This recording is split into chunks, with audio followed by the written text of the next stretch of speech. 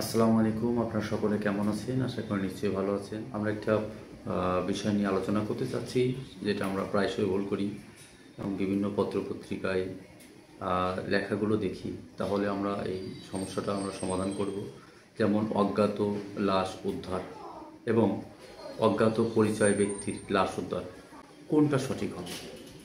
আমরা পত্রিকার খবর অনেক সময় দেখি যে অজ্ঞাত লাশ উদ্ধার নামে একটা শিরোনাম দেওয়া আছে। যে আমরা জানি যে অজ্ঞাত শব্দের অর্থ যা জানা বা জ্ঞাত নয়, কিন্তু যা উদ্ধার করা হয়েছে, যেটা উদ্ধার করা হচ্ছে সেটি কিন্তু সবারই জানা এবং কারো অজ্ঞাত নয়, অর্থাৎ অজানা নয়। এখানে যেটি উদ্ধার করা হয়েছে সেটি একটি লাশ।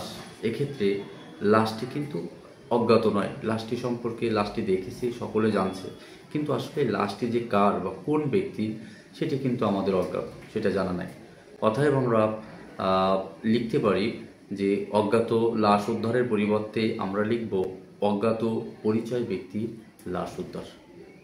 আশা করি আপনারা বুঝতে পেরেছেন। ধন্যবাদ সকলকে।